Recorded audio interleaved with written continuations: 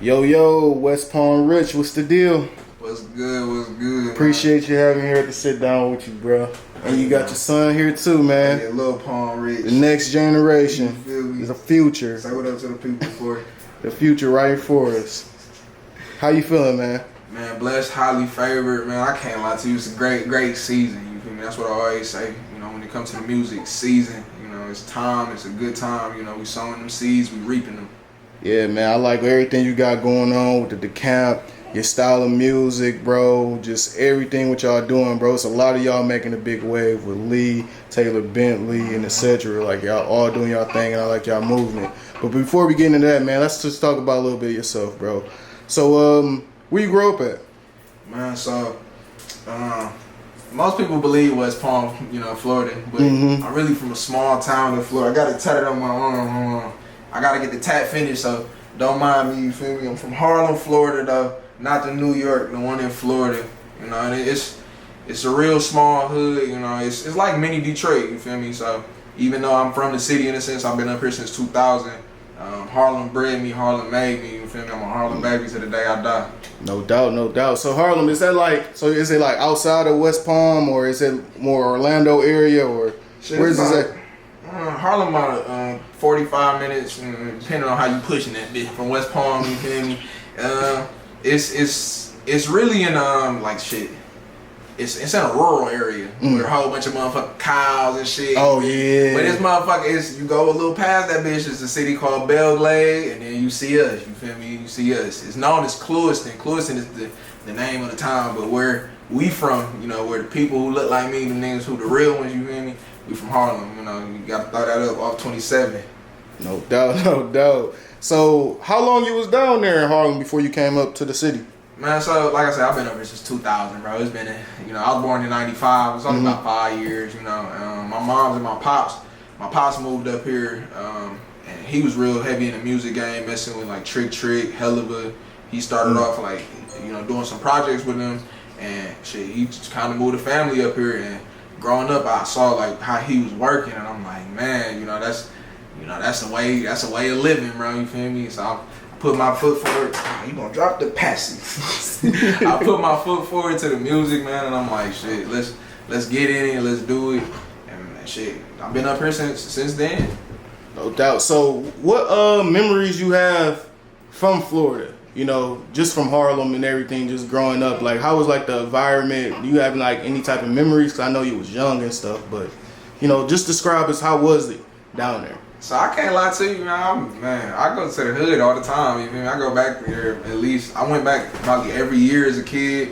I spent a lot of time in the area because, you know, I wanted to make sure I'm true to my roots. Because although Detroit bred me to be who I am, you know, the city made me, but Florida birthed me, you know. Florida, I got that Florida boy mentality, and I used to go down to the city all the time. So I got a lot of memories. My most fond memory probably would be this big festival we got down there called Brown Sugar. You feel me?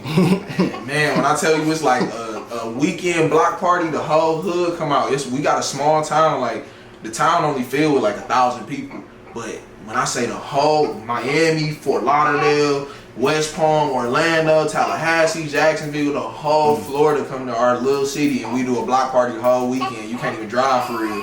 And you know, it just be vibe. You feel me? Yeah, that's dope for real. Just to have, like you said, a small city, just to have other cities, especially they like 4 or 5 times bigger than you, come down for one day just to share an event, whatever. That is like, you know, something very special and everything for sure.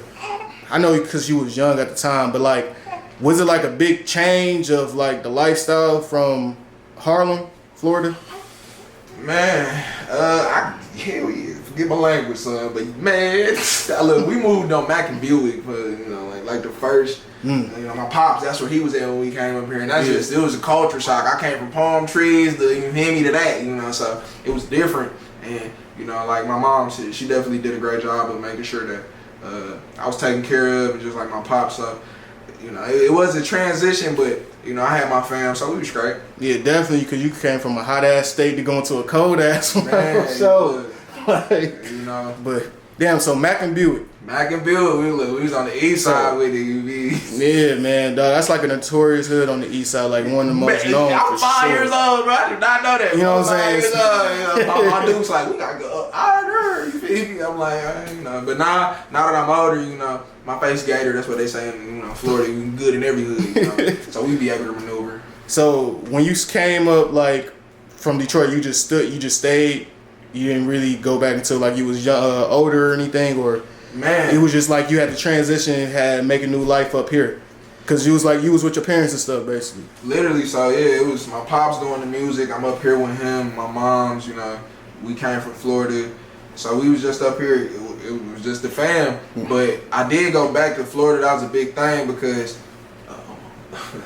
they definitely wanted to make sure. Like I'm gonna send my son to Florida because we want to make sure that you know the fam. So for the summer, I used to be around the cousins, you feel me, the uncles, the aunties, you feel me. I got to hang around my family for the summers and really get the best of both worlds, you know. Yeah. I low-key wish it had been the winter though, like you say, it'd be cold, you know. But man, I ain't mad at it. So it was something. It was something. I'm sorry, it was something that was good for me. It was a breath of fresh air.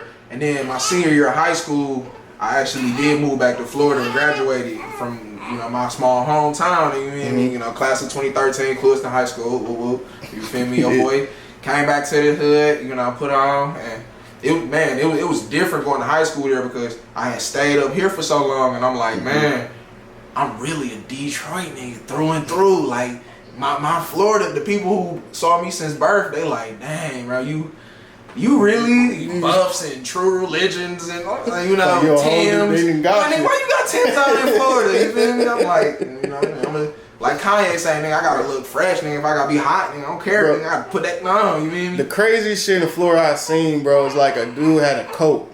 This is like around spring break, middle of May. Dude had a coat on, bro.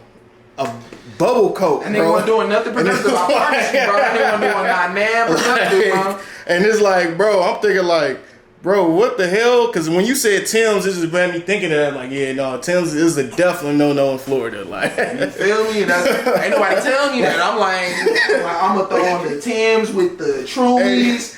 You know what I mean? They definitely know you ain't from around there. That's the point. Bro, I swear next week I came with Jordans and gym shorts. That's all they was wearing. I'm like, all right, you know. Different vibes. No cap. All right, so you know, since your father was doing music and everything when you was younger, was that like some type of inspiration of you trying to, you know, get into it, or it was just something you always wanted to do on yourself for the music? No, it was Pops for real. It was Pops for real. Like, he used to pick me up sometimes and be like, I ain't in freestyle something. I'm like, nigga, freestyle? Nigga, how you know how to freestyle? I'm like 13, so I get to trying to freestyle. He's like, you low key fire. And so as I got older. A big thing about music is the poetic aspect of it. That's the art form, you know. It's poetry. It's a song. It's not just a song. It's a song. You feel me? And once I started to get older and get more mature in my mindset, I realized like, man, let me go ahead and learn more about poetry. So I started taking poetry classes, and I won a couple poetry contests and stuff. And I'm only in like 7th, 8th grade, still young, and I'm realizing like, man, my voice, you know, this voice I have, I gotta really use it because I have a powerful gift to gab. And as I learned the poetic aspect of something, you know, that more inspired me.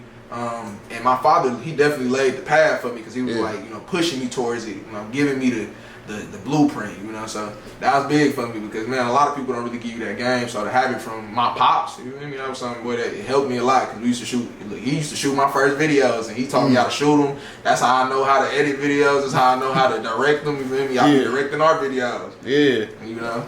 Man, bro, that's just that's low key was just like something that caught me just when you said like the poetic side. Like that's definitely like, you know, people always leave out.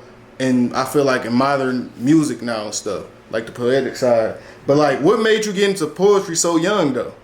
My pops love Tupac, bro. I'm more of a Biggie, you feel me? Because Biggie is more an MC, he more of a hip hop, you know, artist in my opinion. And I really love the form of hip hop, the art form of that.